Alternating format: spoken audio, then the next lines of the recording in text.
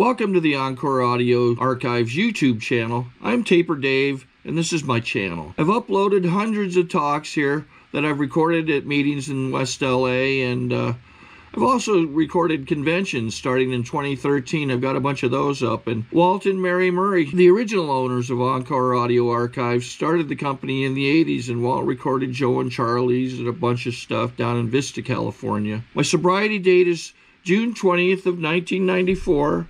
I hope you find something you like, so please like and subscribe to my channel and comment down below.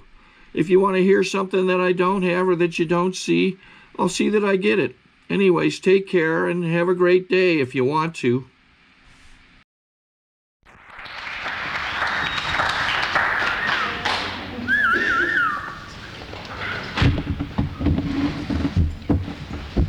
Happy New Year, everybody. I'm an alcoholic. My name is Jerry Robbins. I'm glad to be vertical breathing on my own and sober again tonight. And I got a cold, and I didn't know if I was going to make it. But I was told to show up, and so that's what I try to do. This is my second meeting for this year, so I got a pretty good start on staying sober. And I never know what I'm going to talk about, except I never want to go back to where I came from. I want to welcome the new person and tell you, if you've never been here before, stay. If you've been here before, you know what pain it creates by going back out. I haven't had to do that. I say that not out of bragging and not out of ego. It's because I feel you don't have to go back out either. If a drunk like me can stay sober one day at a time, anybody. Peggy got up here and it's a confirmation. I don't care if we're from Yale or jail. We don't have to go back no more. I haven't been in jail since I got here. My family's very grateful for that. And the judges and the cops. I spoke down in Temecula a couple weeks ago. And the only requirement for this membership of this meeting was to wear a suit and tie. And I had to explain the traditions to the group, and they didn't like me. And people didn't like me when they got here, and a lot of people don't like me today, and that's not my business. That's their business. And my business is to stay here. And but I spoke down there, and what a gift it is to be able to see people come in. Like I put on a tie and I wore whatever I needed to wear, and I'm not talking bad about the group, but I walked in and there were some homeless people there, and they looked at me and I looked at them, and they thought that I was somebody. And I took my tie off and I took my jacket off, and I pissed off the secretary when I did it, and I told him the only requirement for membership to Alcoholics Anonymous is a desire to stop drinking, not to wear a suit. And I was taught by the old guys here that we do dress nice when we go up and speak out of respect for Alcoholics Anonymous, and I respect that. But see, we're not governed by anybody in Alcoholics Anonymous. And I love that part. I had a hardcore sponsor, and I still got one, and he puts his finger in my chest when he needs to, and that's what I need to stay sober, because I didn't know discipline. I didn't know how not to drink one day at a time. The guy that 12-stepped me had 9.5 years, and I was in a hospital in intensive care, orange, the color we get if we drink too much alcohol, and I wanted to spit on him because he needed a drink. Anybody been sober 9.5 years is more miserable than I was, and I was dying. And I didn't understand that concept. And one thing that he told me, and I always remembered, as he left the room, he turned and he says, I've been sober 9.5 years, one day at a time, and I'm the only one that has to know that. And I appreciated what he told me that. But he wasn't bragging. He was the only one that had to know that. Just like I'm the only one that has to know my last drink was April 16th, 1983. That's the only thing I have to know. And I'm not saying that I have more control over drinking than I did back then. I'm just as close to drinks as anybody in this room. I can't walk out of here and tell you guys something if I'm not doing what I'm supposed to be doing, because I tell you what, give me 3 hours and I can be loaded. You just give this mind very many seconds by itself, and God, don't make me president of nothing. I blow shit up when I become president.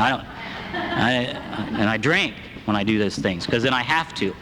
See, my actions that preceded my drinking caused me to drink, and then when I drank, my actions while I was drinking caused me to go into that remorse to go get another drink because I couldn't handle sobriety. I don't know about anybody else, but man, without a drink, I'm miserable. You know, I have to drink. And I got 10 brothers and 4 sisters that'll tell you I had to drink. And what's really sad, I guess, about that fact is that out of all those people, I'm the only one in Alcoholics Anonymous. And I got a brother that came here in 1954, and he watched me go through jails and institutions and rubber rooms, and he watched me go into special forces in Vietnam and come out crazy, and he watched me go through that stuff, and not once did he ever come and tell me, why don't you try that A&A? I went to my first juvenile hall when I was 13, and he came in with my father to get me out, and he never said, you know, you've got a serious problem already, why don't you try this A&A stuff? So I made my amends to him when I was about 3 years sober, and he says, you know, I was in A&A in 1954. And it just floored me. And I said, what happened? And he said, it didn't work, it won't work for me. And he wears about probably 6 or 7 layers of clothing, and he don't have any running water in his house, and he has a 6-pack of Pabst Blue Ribbon in his refrigerator, and he's got a refrigerator in the back bedroom hidden that's full of Pabst Blue Ribbon. And he goes to markets and he steals stuff, and he's 73 years old, and he tried A&A in 1954, it didn't work for him. So how does a drunk like me that got here in '83 is able to stay here with you people and watch the rest of the family still be crazy? And some of them don't drink, God bless them, but they need to real bad. See, I don't need a drink today. I don't want to drink today. That's the gift. I got here not to get anything. I got here, and the blessing that I got was a guy. He was doing the Lord's Prayer at my first meeting, and I never had no God. Someone else said that, you know, that you didn't have a God when you got here.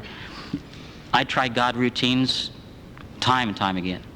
You know, I'd get out of church services at 11 and be arrested at 3. I mean, hit me with a rock. It's like, what happened? Hell, I just was there at the altar telling them how great thou art, and alcohol said how great I am, and he won. And that's how great alcohol is to me. And see, and this God that I have today loves me so much that he'll let me drink.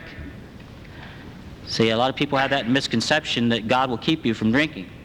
God will help you from drinking, but God loves me so much that, see, he loves me drunk or sober. I shouldn't even be here, you know. He had to love me through those 22 years of insanity to even get me here, and I know that. And this God I found in Alcoholics Anonymous, see, is the one that's I carry around today, and he is everywhere. I am, but sometimes I forget he's there. When I'm flipping people off driving, or, you know what I mean? When I'm in a hurry and I leave home late and those cars are driving the speed limit, I don't understand it. And I'm the one that's late, you know. I have to remember, wait a minute, you know, stay in my own car. But when they did the Our Father at the end of the meeting, I started shaking, and I said, this is one more time, I don't belong here. And if I left Alcoholics Anonymous, see, I believe this is it for me. I don't have anywhere else to go except I'm nuts already, so if I pick up a drink, I'm going to be crazier than I am now, and it just enhances the craziness, and I'll be in prison, or I'll be in Camarillo closed down. They'll move me into Norwalk probably, or I'll die. And the fear that I have today is picking up a drink and living, because see, I don't think I could die. So you see, that's another justifiable fear, if there is such a one, because I'm afraid that I'll pick up a drink and go back to where I was, and then I have to live like that, and I'll probably live to be 80, and then I'll become my brother in a home somewhere with 10 layers of clothing, and everything is okay here. There's a gun on the kitchen table and a gun on the other table, and all my friends that come over, and I've been there numerous times in my sobriety, and I've been the only one there every time I've been there, but I don't know who all these friends are that he has. And that's who I become when I pick up a drink, and see, and I know that. So we all know how to drink. I think my mainstay in Alcoholics Anonymous is the key word is to stay, and God bless the old guys. I was asked by Nancy to come up tonight because Al couldn't be here, and he's got a lot of sobriety, and it's just even an honor to be asked to be anywhere, much less to be asked to come and be a substitute speaker for a person with long-term sobriety. And I had the Frank Priests and Jack Pros, and those guys picked me up when I was new, and because they knew that I wasn't going to stay sober, you know. And they thought maybe, just maybe, I'd help them stay sober a little longer. And I did. See, they got to stay sober. And they didn't know I was going to get to stay sober, but I did. And that's a double reward for that, because now we're real close friends. And of course, Frank's no longer with us, but I miss him every day. And I hang out with those people and I listen to them. Because you see, I don't want to pick up a drink, and I do want long-term sobriety, you know. I want to be on this train till it ends. And my train that ends is when I die. And the best eulogy anyone could give Jerry Robbins is that he was held for a long time, but he lived a marvelous life from that time on. And the only way that I could do that was through Alcoholics Anonymous. I don't break my anonymity very much in public level, but I think that in a meeting of Alcoholics Anonymous, I say Jerry Robbins because, man, when I was new, if some of those guys, Jack Prose, wouldn't have used his last name, and I was too ashamed to ask somebody for help, at least that name stuck where I could call 411 and find out where Jack Prose in the Valley, what his number was. You know, thank God Fred Ellis came up to me and said, my name's Fred Ellis, you know, Bob Horrigan. Those guys that do that in Alcoholics Anonymous, you know. I mean, Chuck Chamberlain said Chuck Chamberlain, you know, and he was mentioned tonight. And what a deal it is for these guys that come in. And the cakes do it for me too, you know, happy birthday. And I was looking around the room, and I was fortunate with Nancy and I and several people to start this meeting, and happy birthday to this meeting. And it is good to be able to come back home and say that the meeting still exists. I spoke at a meeting that's 54 years old about a month and a half ago, past any length out east. It took me about an hour and 45 minutes on a Friday evening to get out there. And I showed up, and there were 6 people in this meeting that's 54 years old, and 4 of them didn't want to be there. And the secretary had 6 months of sobriety that night. And I looked at that, and then I look around the room, you know, and we're 10 years old, and we got some people here that are committed. And you know, that really breaks my heart to see that tradition of 54 years. Because 54 years ago, those people that got sober in that meeting, you know, that's their mainstay. That was their hope group. This is where I come, where my friends know me. This is where I come, and I can't put the mask on for very long because you guys take it off. You see, and when I put the mask on, I have to go to people that know me, because if I put the mask on and I go out there, that mask and I will fool a lot of people, and then it'll fool me, and then I'll drink. And that's why I came tonight. I don't have a choice whether I'm going to drink or not. I really don't. I'm an alcoholic. My choices were taken from me when I was 15 years old. I needed this thing long before I got here. And what a gift it is to stand up here and say, you know, the tree wasn't tipped over, and we even got one. And you know, the truck that I drove up is in my name. And God, the driver's license in my wallet's in my pocket, and it's mine. These are little things I didn't have when I got here. I had someone else's car when I got here, carrying 2 guns, and not fun. 5 squad cars in Hawthorne Boulevard, 3:30 in the morning. Their guns pulled, and my only hope was go ahead and kill me, because I can't do this no more. I just don't want to do it no more. I've harmed enough people. And naturally, they didn't shoot me, and my best wishes got me here. My best thinking got me here. You know, my best thinking that night was I wouldn't have been here, and I never had that opportunity. I would have died that alcoholic life. You know, we just go through life from point A to point B and die drunk and never get the opportunity to really achieve anything.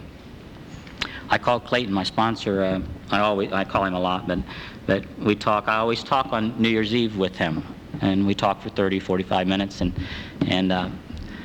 you know, when I got sober, about 3 years sober, I didn't know how to work, but my health had been real bad for a long time in sobriety, and a lot of you guys saved my life by coming to the hospitals and doing prayers, and I was in the hospital 40 times in my first 8 years sober, and didn't know if I was going to make it several times, and you didn't know if I was going to make it several times, and I know there's a God, because that's who you prayed to, and that helped me out. But I called Clayton, and I did a job inventory when I was about 3 or 4 years sober, and I had 54 jobs from the time I was 14 till the time I was 36.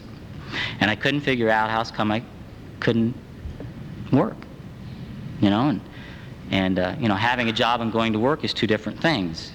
And I didn't know that. I could always get a job, I just didn't know how to go to work. And so I called him and New Year's Eve, and I thanked him, because I got a call New Year's Eve. And I'm a contractor now, and I don't know how to share that with people other than where I come from. People like me don't get to where I am. And I'm not big time, you know, and Chris and I lived with my mother-in-law till she passed away, and for 9.5 years last year. And I called Clayton and I said, you know, not only do I want to thank you for helping me through that big book and helping me through the steps and pulling my covers when I need it, but I want to thank you for helping me with work. Because I got a call from an architect, and I'm going to build a house from the ground up in Playa del Rey up on the bluff. And for a drunk like me that couldn't leave the county when I got here, I got my felony release from the state of California when I was 7 years sober, came in the mail. And when I was 9 years sober, or 10 years sober or something, I was able to, no, I guess I was 8 years sober. I got to go to Europe with my wife for 32 days, and they gave me my passport and my visa, and they let me go to Europe. And it's a God thing. It's a program thing. A guy called us, and we was going to have to put a lot of money on a credit card to do it. But it was our lifelong dream to be able to go do something like that. Because I'm like you, my geographics were around the United States, but man, I could move 6 miles away, and it was wonderful for me. And here I'm going to go to Europe, and they let me come back. And I got to speak in Canada on a couple conventions and stuff. And I get to go up there and go through customs, and I don't have anything in my bags or on my person. And when I come back, I don't have any things in my bag. And I go back and forth to this thing. And anyway, when I got back home from Europe, you know, it was like people like me in the middle of Hawthorne Boulevard that morning that was going to prison, to be able to have a relationship that you're talking about. Chris and I met early in sobriety, and we became friends, and then we got married, and we'll have 11 years of continuous marriage in March. And you know, another thing about New Year's Eve is I woke up New Year's Day in our home with my wife, and that's unusual for people like me. And you know, I walked outside, and I didn't have to walk around the truck to see if anything had happened. I didn't have to wonder what I did the night before. And it was just it's a marvelous journey, and I can't say enough other than when I got here, nothing was mine. Absolutely nothing was mine. My soul was gone, my integrity was gone. The clothes I had on, I'd ripped off from a store in Illinois. The car I had, I got from Illinois. The guns I had I borrowed them from a guy that owned a store and a liquor store, a grocery store, and a cleaner's. And I'd robbed him 2 days later with those guns that I borrowed from him. And that's what I carried to Alcoholics Anonymous, see? And today, it's like the only thing that I know is intense work with a sponsor. I think if there's a theme to me, it's sponsorship. And I think we're lacking that in Alcoholics Anonymous today. It really scares me a lot when people haven't worked their fourth step and they got 5 years of sobriety, or they carry that misery around and people wonder why they drink. Man, if my sponsorship wouldn't have jumped me in there at 3 months, I wouldn't have made it. I told you I drank because I was guilty. And it wasn't a fake guilt. I was guilty because, damn it, I was guilty. When that judge says you're going to jail, I could argue with him all I wanted to, but I was going to jail because I did it. And all those years, I thought it was them. The police always bugged me, and those cops and those, you know, they just bugged me, and it was always their fault. And thank God you gave me that inventory right away. And then when I was 6 months, I did another inventory, and that sponsor had only been through the fifth step. And I'll tell you about sponsorship is when he was 12 years sober, I was 10 years sober, and he chose a path of drinking again. And I always go back to that. And at that time, see, he was 2 years sober. And I go back and I just wondered, you know, does that fourth and fifth steps have a lot to do with us staying sober? Does really getting honest with ourselves have a lot to do with us staying sober? I was at a meeting last night, and people were sharing how they had a drink in their hand and they were sober, and they were confused about what to do with that drink in their hand. And you see, I'm an alcoholic, and see, I'll throw the drink on you if you want me to drink it, and if I have to, I'll hit you to get away. Because see, if I don't do that and I pick up a drink, your chances of living around me is very slim anyway, because I'm not going to be a nice guy. I'm not. I'm just not. I go nuts. I'm just the Dr. Jekyll, Mr. Hyde takes over my life when I pick up a drink, and I don't know what we're doing. I don't know who I shot at or how I did that. I don't know. I wake up in strange places with strange people, or wake up in jails wondering I don't have any idea. You know what you're doing here, don't you? No. Well, what did I do? And thank God it wasn't some of the crimes that were hindrance, like killing someone behind the wheel. I've gotten home many a times, looked out in the driveway to see how did I get home. And a car would be parked out there, and I'd go, my God, have I hit anybody, or have I done anything wrong? So I don't want to live that life no more, and so if I don't want to live that life no more, what do I have to do? I have to work all those steps. I just can't get stuck. I have to work 100%. I got a call probably a month ago or 3 weeks ago from a real good friend of mine. I was 4 years sober back in this town that I grew up in, and Mike had heard in the grapevine in Illinois that Jerry Robbins was seen in an AA meeting. And he went to Alcoholics Anonymous to find out what in the world I'd be doing in an AA meeting. And he just celebrated 10 years of sobriety. And he called me, and he said, did you hear about Richard? And I said, no. And there's about 10 of us that run around, and 4's in prison, and 2's dead, and 3 of us are in Alcoholics Anonymous. And Richard at 4:30 in the morning 4 weeks ago shot his best friend to death in a car.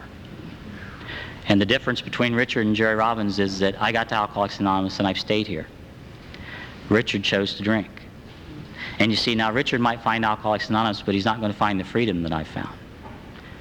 You know, that's what's really sad. And Richard's no different than me. He's got a heart bigger than this room. He would give you his clothes. Drunk or sober, he would give you his clothes. Because he was a kind, caring man. But when he picked up that first drink that night, I'm sure he didn't intend on going out and shooting his best friend to death at 4:30 that next morning. And see, what's really sad about it, he was in the blackout and he don't even know what he did. What am I doing in jail? Well, you killed your best friend this morning at 4:30. You murdered him. What's the difference between the first drink of Richard and the first drink in Jerry Robbins? There is no difference. I could become a Richard tonight if I'm not careful. And this is how serious this thing is for me. It's not a game. You know? I apologize to the group, to the ladies that were talking while I was reading the traditions last week. They were talking and I quit talking. I quit reading. Because those right there save our lives in Alcoholics Anonymous. If those go down the drain, we're down the drain. If we don't have groups, no drunk can stay sober by himself. We in Alcoholics Anonymous is the key. There's no I's in there. 77 musts in the first 194 pages of that big book. I feel that I have to do every one of them. There are some things that I must do if I want to stay here. And coming to Alcoholics Anonymous meetings is one of the musts I must do. I sponsor some guys, and I sponsor quite a few guys, and the guys that don't sponsor guys are the guys that has the most problems. And I try to get to emphasize them, and I tell them to talk to their other guys that I sponsor. I'll say, go talk to, see what he thinks. If you don't listen to me, I'm only a messenger. I don't want anyone that I sponsor to come up and give Jerry Robbins his pitch. You know what I mean? I don't. I was teasing one of the guys last night. He came over and I've got this cold and I didn't feel like getting on the roof and getting our Christmas stuff down. And he says, well, you want me to come over in the morning to help you? And I said, yeah. And then after that, we'll go out back and play some softball in the backyard. And then after that, I might have some dishes to do. And you know what I mean? That's not my sponsorship. I don't do that to people. I said, thanks for offering. Thanks a lot for offering. Because that's a true friend in reality. But in reality, see, I don't want them to be me. I don't want anyone to focus on someone else. I thank God you guys allowed me to become me. And that's why I said a lot of people don't like me in AA, and a lot of people do, and it's not my business whether you like me or not. My message here is to come and tell you that if a drunk like me can stay sober, anyone can stay sober. I mean, I walked out at court one day, and it was like 10:30 in the morning. I'd gotten in a fight with the night before with a pool cue. I was arrested for assault and battery and drunk in public. Judge Tanner says, if you're in this court this year again, I'm sending you to prison. At 2:30 that afternoon, I left the court, went across the street to Miller's Tavern, started playing pool with a couple guys that were drunker than I was, and they chose to get into a fight, and that wasn't my fault, of course. Them, one more time. When the fact that I was there, that had nothing to do with it. They shouldn't have been there. And got in a fight, and I won. And at 2:30 that afternoon, I was in front of Judge Tanner again with assault and battery and drunk in public. And he saw me come through that door with the bailiff, and I could still see his face. He just told me I'm going to prison 4 hours earlier. If he sees me the rest of the year, this is like in January, February. And 4 hours later, I'm in his court. This is why I want to emphasize the first drink. I can't choose whether I'm going. I heard what that judge told me. I knew that he meant every word he said. If I show up again that year, I'm gone. And I chose to go across the street and ease the nerves and just take the edge off with just a couple back in court. And he shook his head and he says, just take him away. I can't deal with that today. Too many cases. And see, it wasn't the idea that I had intended on doing that. I intended going over there, just taking a couple drinks and everything would be okay. So that's what I mean about taking the first drink for me. And I'm really glad that it's the first drink that gets you drunk, and I never heard of that before till I got here. I thought, when I heard that, I thought these guys are very, very weak drinkers, because I've never been drunk on the first drink. Call me at 3 in the morning and I'll understand about the last one I had, but not the first one. But I never did know, and I really didn't all my life. 34 years old when I got sober, I never heard one time in my life, Jerry, when you take this drink, I never had a bartender push a drink across from me and say, Jerry, you know, when you take this drink, you're going to have a lot more. Not one of them ever told me that. I never knew that. But every time that I remember in my drinking career that someone offered me a drink or that I took one, I could not stop. From my first drink, I could not stop from taking the next drink.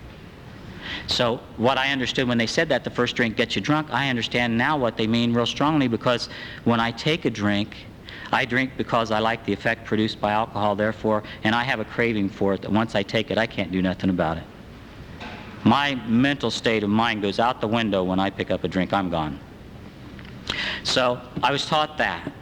And the guy that 12-stepped me threw this big book at me. And he said, if you're an alcoholic, you're in it, and you read it.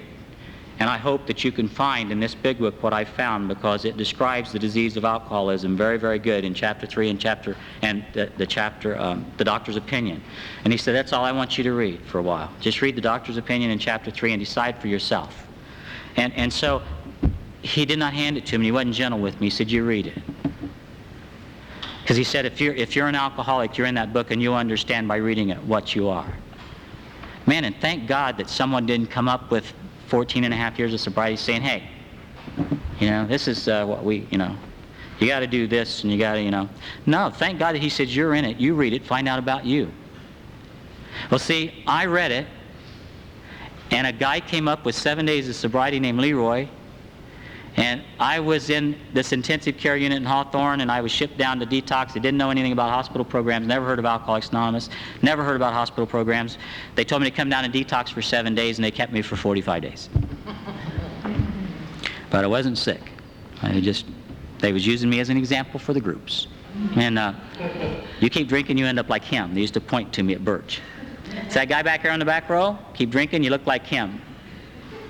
Yellow, and every once in a while I have to do that. You ever tried to chase that light that goes across your eyes? And you're the only one in the room that does it? That's exciting, by God, when you're new. You scare the hell out of a bunch of people, because when I'd twitch, 3 guys down and go. They didn't know if I was going to hit somebody or stay in my chair. They didn't know. Hell, one time I thought they was going to put seat belts on my chair in the meeting. Just to keep me in it. And it's funny today, but that's how I got. And that's the truth. And time has healed that. Every once in a while, I still do that. And that's the honest God's truth. I'll be sitting in a chair at home or something and go, and I don't know where in the hell it comes from. And I just go, I think it's just a 12-step call. Just unannounced. So, oh, yeah.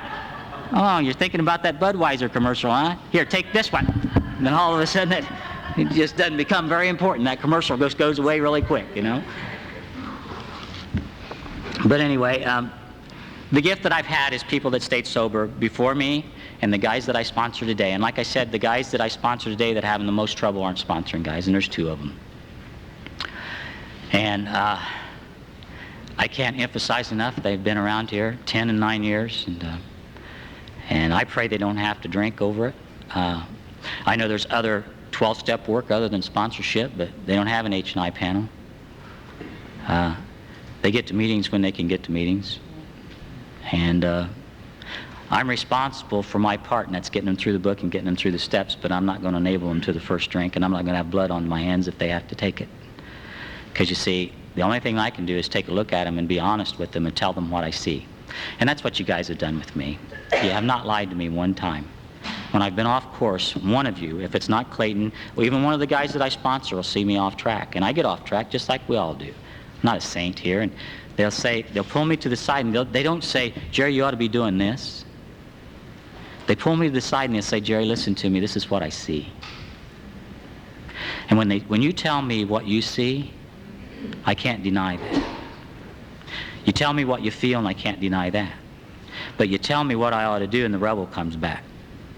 If you tell me you have to do this, other than Clayton, because I know Clayton has to do that every once in a while, I get my first name back here. And when I hear my name, my first name when I got here was Asshole. And when I hear someone call me Asshole, I know I've got work to do somewhere.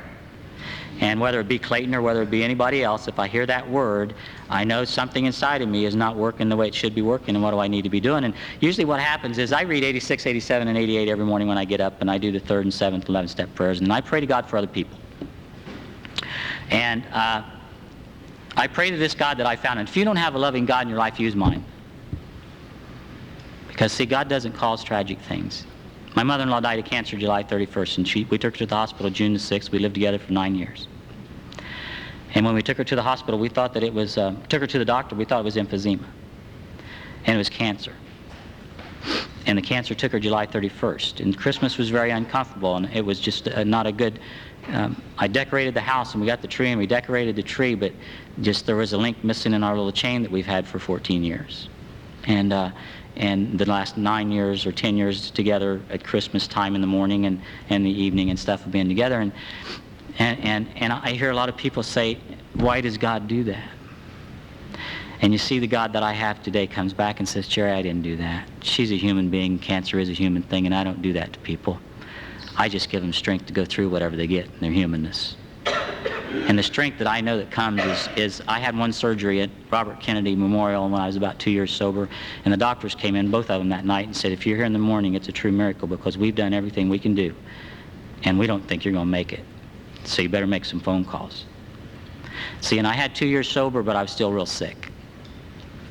And my brother-in-law came down, my future brother-in-law came down, and my wife Chris was there, and about 5 other members of Alcoholics Anonymous was around the bed. And remember when I was at my first meeting, the Our Father was said, and I didn't know it. And another thing the guy told me, I leaned down, he's still my best friend today. And Pete became my sponsor. And Kurt and Pete was on both sides of me that first meeting. And one of them leaned down, and I went, and they said, you don't have to know the Lord's Prayer to stay sober. We'll teach you one day at a time how not to drink. And see, in that 2-year period, I had learned about the Our Father prayer. And I had learned through Sermon on the Mount what the Our Father prayer was. And I had done my reading, and I was ready to go. See, I was the one that stood in the middle of Hawthorne Boulevard saying, please take me out. I was 2 years past my extension as far as I'm concerned. I've been extended life for 2 more years. So I'm laying there, and I'm dying, I think.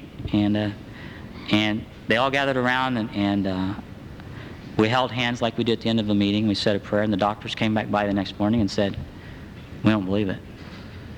And I said, what's that? And they said, you're still alive. And I said, he's not done with me yet.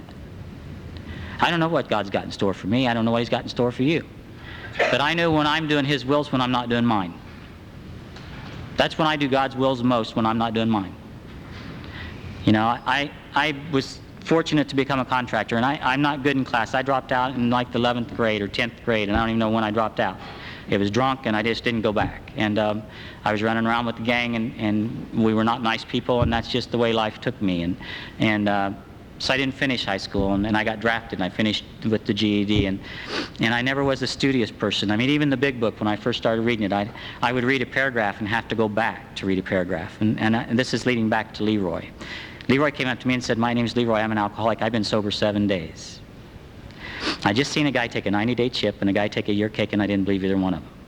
And the guy that 12-stepped me had 9.5 years, and he was a liar. So Leroy came up and said, I've been sober 7 days, and he gave me my first hope in Alcoholics Anonymous. Well, I told you I'd read a paragraph and I'd forget, and I'd have to go back to that paragraph. Then I'd read that, and and in the meantime, guys were helping me. They'd say, come on, you can do it, you can do it. What did it say? And I'd say, I don't know what it said. And they said, you just read it. And I said, I know I just read it, but I couldn't retain it. And they said, let's read it again. And sometimes reading that book, Clayton would read with me for an hour period on a Saturday morning from 7 to 8, and we would get through a paragraph before we'd go to the next paragraph, just so this drunk could understand what the big book was trying to tell me to do, so that I wouldn't skip something and get off course. Leroy and I read together for quite a while, several weeks. And we were in this hospital together, and one day I said, I'm tired of reading, and it's your turn to read because I'm not reading no more. Leroy got a tear in his eye, and he stood up and he said, "You don't understand." And I said, "You're right, I don't understand, because men don't cry." And I said, "I've been in cells before when this happens and you have to fight." So I said, I come from the street, let's just get this dance over with, and then we can get on with whatever we need to get on with. And he says, "You don't understand." And I said, "I already told you I don't understand." He said, "I can't read." Now you see, I could read a paragraph and not retain it, but this guy couldn't even read. So Leroy and I read for 1.5 years together. And before Leroy decided he wasn't making enough money in Alcoholics Anonymous and he needed to go back and make more money, he came back when I was about 5 years sober, and I haven't seen him since. But see, the guy that saved my life was the guy that couldn't read. So see, before you know it, I had 5 or 6 weeks of sobriety, reading the book to someone that couldn't read, not knowing that I was 5 or 6 weeks sober. When it came time to take a 30-day chip, I thought, holy shit, I've been sober 30 days. Not realizing I'd been sober 30 days, I was helping Leroy read. I didn't give a shit about my sobriety. I didn't even care about taking a drink. I was concerned this guy couldn't read, so let's read, by God. I'll read this sucker for 30 years to you. Let's read. And not knowing all along. This is where sponsorship comes into effect. I didn't sponsor Leroy, but he saved my life for just enough time to get over those shakes and get over those quivers and start remembering a little bit of stuff. And he saved my life for like the first 1.5 years, because I went to over 700 meetings a year for my first 3 years, because I knew this wasn't going to work. Nothing had ever worked. So then in sponsorship, Clayton would pick me up and we'd read a paragraph at a time. And I think out of that transition, like I said, when I was 10 years sober, I went to take this test down in Inglewood to become a contractor. I'd become a handyman, and I hated that word. I was always more than or less than all my life. The handymen were beneath me at that level. You know what I mean? And besides that, I never could work for anybody. I'd work for you a couple of days, and I knew more than you did, and I should own this place, so get out. And I was the one always leaving. I can't figure that out either. Owners remained owners all my life. I never owned nothing my entire life. I would get good management positions in companies. I was Western Regional Manager when I got sober in Alcoholics Anonymous for a welding firm in New Jersey. Western Regional Manager. Unlimited income if I wanted it. And it couldn't work. So anyway, when I was 10 years sober, I went down to Inglewood to take this contractor's test, and I was good with my hands. And I was told by several people, I put in a sink for a person and put in a garbage disposal for a person. They said, "You're good with your hands. Why don't you start doing this?" And I was like probably 6 or 7 years sober when I started doing that little stuff, because I was so sick I couldn't work very much. So I sat down there in this little computerized room, which I knew nothing about computers, don't know very much today about them, but the lady came over and seen I was confused because I didn't know how to turn it on. She said, you're confused, aren't you? And I said, "Not only am I confused, I don't even know how the damn thing comes on." She said, "We push this button, it says on and off." I went, holy shit, that's pretty simple, So I turned it on. She turned it on, actually. The screen comes up, and she stayed with me, and there's like 30 other people in this room. And I'm sweating because I don't do tests. I don't know that stuff. And she turns it on. And she says, "This is what we do during this test. You watch and you pick the answers to the question, you put that in, and then when you scroll the page, you hit this button." She told me what to do, and I remembered what she told me to do. It's pretty simple. So I stayed there and took this whole test, and you have to wait like 3 minutes or something. And that's the test result is right then. And I'm sitting there, and there's men and macho men, and I'm one of them, of course. That contractor ego, And I'm sitting there, and this thing comes up, and it says passed. And I start crying. The tears are hitting the keyboard. Now, there's men all around me. Now, just to tell you that we are different. We're bodily and mentally different from our fellows. This is a prime example. Because there's probably a lot of drunks in this room. Some of them were probably drunk in that room. And I'm crying. And this lady runs over to me because she thinks I'm going to have a heart attack. And she said, "Are you all right?" And I said, "You won't understand." And she says, "You're right, but let's go back in the room, out of this room." So she gets me, and I have to cross through all these people. And these people are turning around. I'm crying. So I go back in the room, and she gets me some water and her Kleenexes, and she says, "What's wrong with you?" And I said, I'm an ex-drunk, and I'm a member of Alcoholics Anonymous. And I come off the street, and I don't have a high school education, and I don't know computers. And I've never been able to take a test. And I said, yet the state of California didn't want me for 7 years. They said, "You can't leave, you can't do this," and they dictated what I could do and couldn't do. And I just passed a test. And that's why I dropped out of school, because I was so intimidated in those classrooms. You guys would get A's and C's and post scores and stuff, and I couldn't even finish the test. My palms would be sweating, and I'd have to go to the bathroom, and I couldn't come back. I just run out of school. And so anyway, she got me all fixed up, and she said, well, you got another test to take. And I went, oh, shit, you know. So I'm cleaning myself up and shit, and I'm all right now. So I walk through this room again, and I sit down. She turns on the computer again. She tells me what I need to do. So I take this test, and it comes up passed. Well, now I'm bawling. Now I'm not crying anymore. And she pats me on the back. She says, I know. So she takes me in the back room, and she sets me down. She gives me water, gives me Kleenexes. And she says, you know, she says, I've been doing this test for many, many years. And she said, I've never seen this reaction from nobody. And she said, it's just a marvelous feeling to see that this has really affected you this much. And by this time, a person in Alcoholics Anonymous had already helped me get a truck. And I had a phone at that time. And so I called Clayton, and when he answered the phone, I was bawling. And he said, congratulations, you passed, and you deserve it. And he said, you just stay sober now, one day at a time, and keep doing what you're doing, and the rewards will keep coming. So I called my wife, and I'm bawling, and she says, you passed. And I said, yeah. And she says, well, good. She says, I want to meet you at Lido's for lunch. And see, I come from 10 brothers and 4 sisters. I come from violence, and I come from men don't hug men, and you very seldom even shake, and you definitely don't tell each other how you're feeling.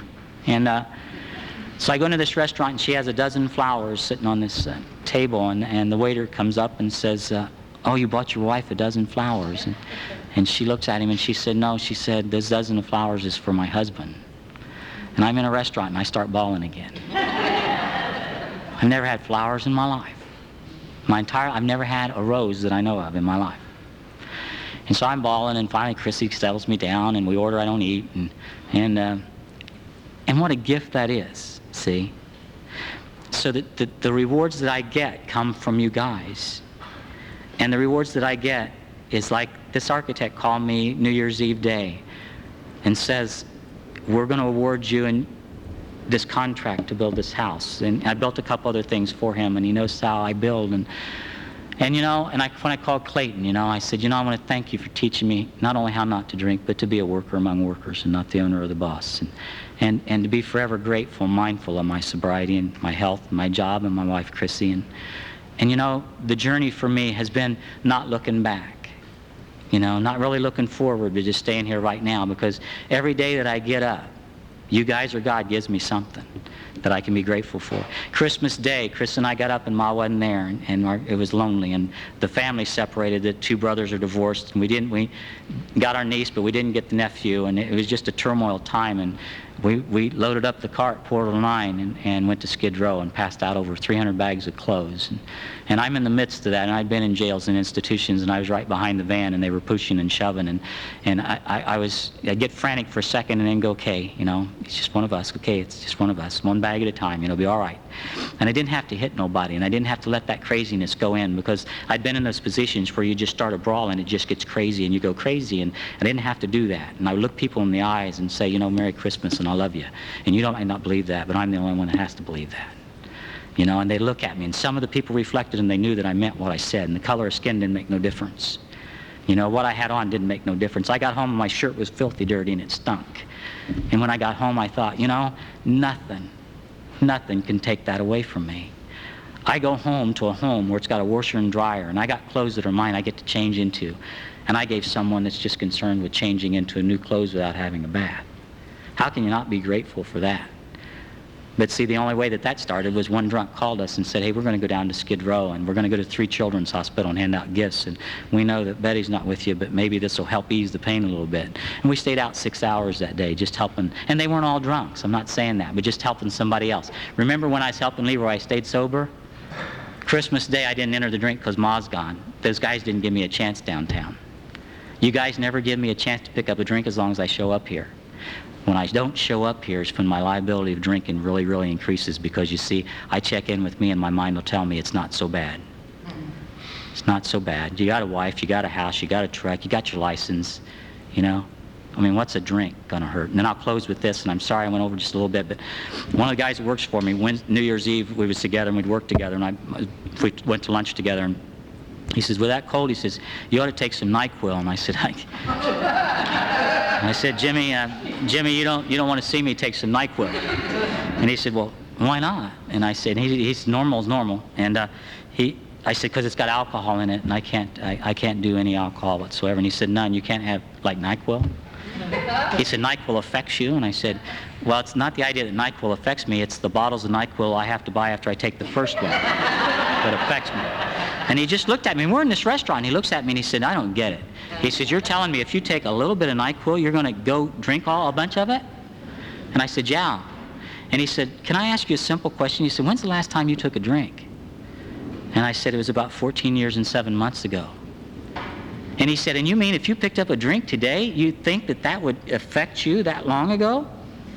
And I said, Jimmy, God bless you for having this conversation with me, but if I pick up a drink, you won't have an employer, you won't have a friend, and you won't have me eating lunches with you. You'll have to come and visit me somewhere, because when I pick up a drink, my life changes, and it drastically changes. And so therefore, I can't take anything that has alcohol in it, because I change when it does. And you see, it took a person sitting across that table on New Year's Eve to remind me where I go if I pick up a drink. He's not even in AA. And what was I doing? I was only there to buy him lunch, and yet he did his 12-step calling Jerry Robbins, not even knowing it. You see what I mean? That's why we have to stick together here, because see, apart we can't do nothing. Without those, we're gone. Without those, I'm gone. Without you guys, I'm gone. I don't have a choice whether I'm going to drink or not. I'll be drunk. Thank you, guys. I love you.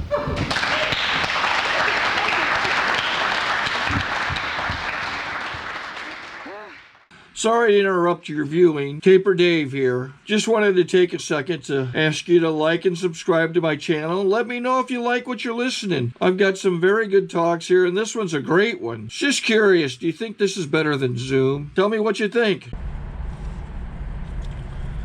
Okay, this is how I prepare my drone for launching. I like to do it inside the cab of my truck so I'm not standing outside in the weather. To install the joysticks for control, up and down, right and left, powered on. I have an Android phone that I use to connect it to the drone with. And it's actually controlled through the iPhone, through an app. Oops, wrong way. It's actually controlled through the iPhone, or through this Android phone, through the app. It's actually controlled through the Android phone, through an app, and you connect it through this short connection right here.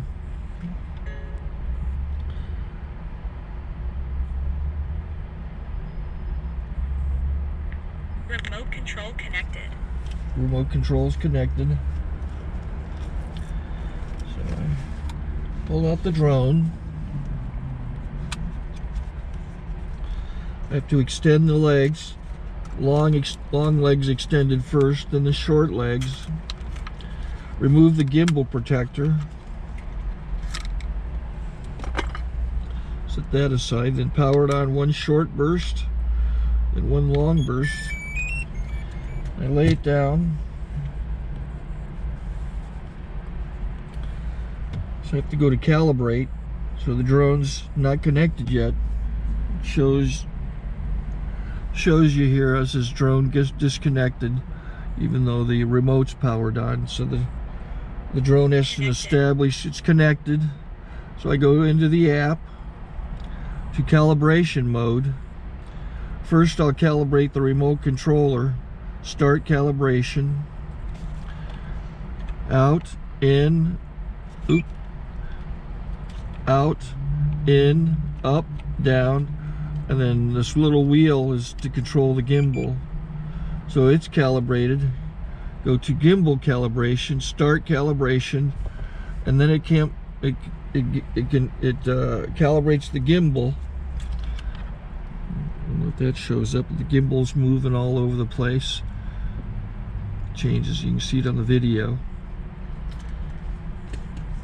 And I'm calibrated to take off. It's acquired 7 satellites at the moment. There are 26 satellites up in the sky, which it has to acquire before you can take off. So it's connected. It's got enough satellites. This is white. I can go to press this little arrow button, Swipe right to take off, and it would start the motors if I slid this to the right, but I'll wait till I get outside. Don't want to do it inside.